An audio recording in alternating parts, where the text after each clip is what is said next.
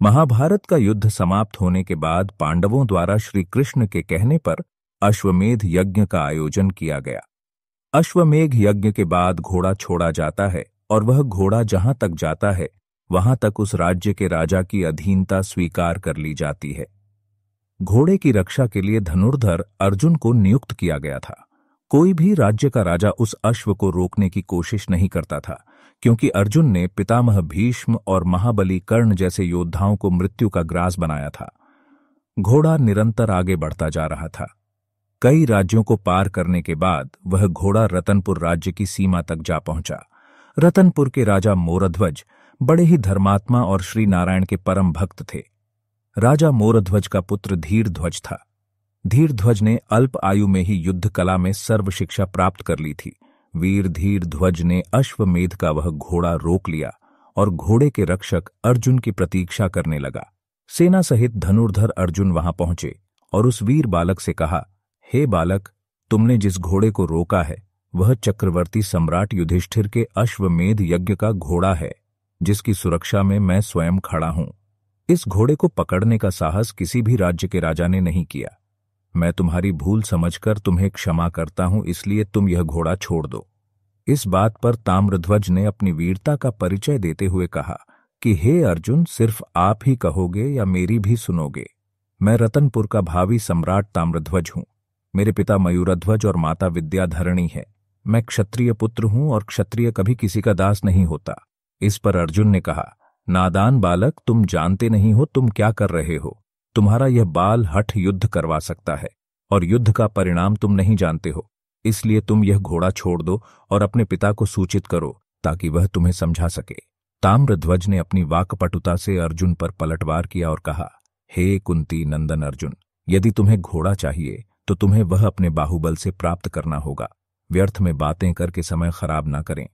अर्जुन ने ताम्रध्वज से कहा कि हे मूर्ख ताम्रध्वज, तुझसे युद्ध करके मैं अपयश का भागी नहीं बनना चाहता हूं, इसलिए मैं अपने बाण से तुझे तेरी माता की गोद में सकुशल पहुंचा देता हूं। और अर्जुन ने बाण चलाया, परंतु ताम्रध्वज कोई कायर बालक नहीं था, वह भी शस्त्र कलाओं में प्रवीण था।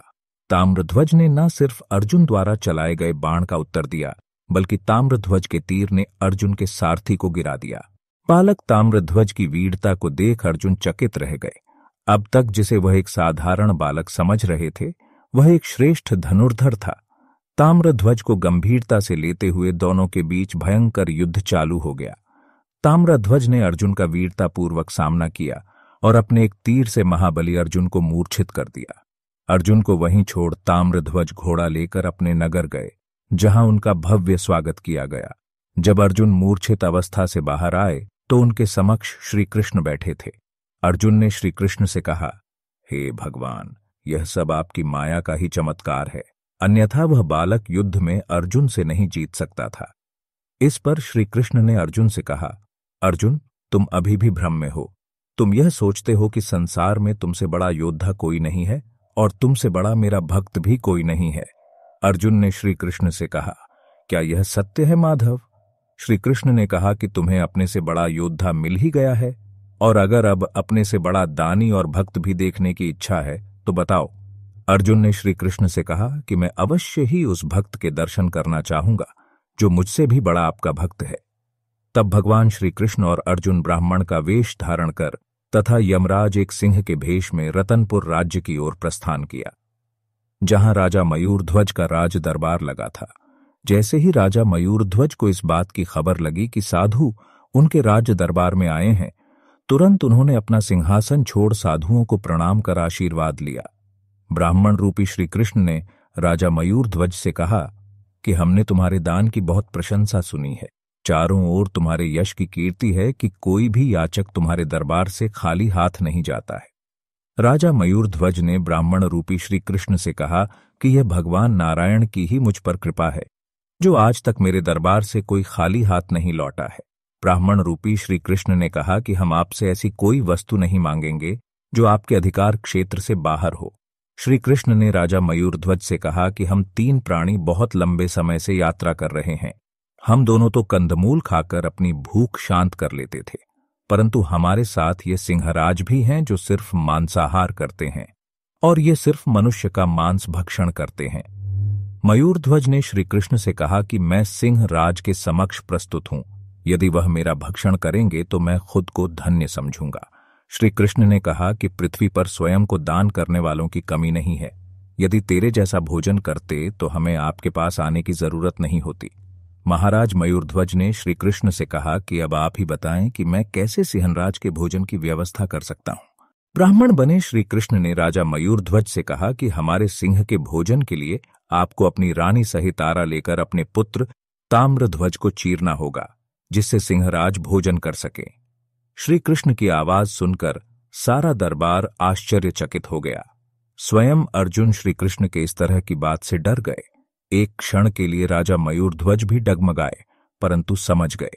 राजा मयूरध्वज ने कहा कि हे महात्मा, धन्य है मेरा पुत्र ताम्रध्वज, जिसे आपने सिंहराज के आहार के लिए चुना है। श्री कृष्ण ने राजा मयूरध्वज से कहा कि पुत्र को चढ़ाते समय यदि माता पिता की आंखों में आंसू आए तो सिंहराज भोजन स्वीकार नहीं करेंगे। राजा मयूरध्वज ने अपने पुत्र और पत्नी को भी राजी कर लिया। अर्जुन राजा के इस प्रकार समर्पण और वचनबद्ध बातों को देखकर आश्चर्यचकित रह गया। इसके बाद राजा ने आरा उठाया और अपने इकलौते पुत्र के सिर पर रखकर परमपिता परमात्मा का स्मरण करते हुए अपने पुत्र को चीर दिया। अर्जुन चौंक कर मूर्छित हो गए। आरे से निरंतर उनके शरीर के 2 भाग किए जा रहे थे। इस तरह ताम्रध्वज का शरीर 2 भागों में बंट गया। राजा मयूरध्वज ने ब्राह्मण से कहा कि महात्मा अपने सिंह को भोजन करवाइए। सिंहराज ने आगे बढ़कर ताम्रध्वज का दायां भाग खा लिया। तभी ताम्रध्वज की माता की बाईं आंख से आंसू टपक पड़े। श्री कृष्ण ने महारानी से पूछा कि यह आंसू किस लिए? तब रानी ने कहा कि ताम्रध्वज के दाहिने अंग को तो आपने स्वीकार कर लिया, परंतु वाम अंग को छोड़ दिया। इसी कारण मेरी बाईं ओर से आंसू निकल पड़े। इस दृश्य को देख अर्जुन का घमंड चूर चूर हो गया।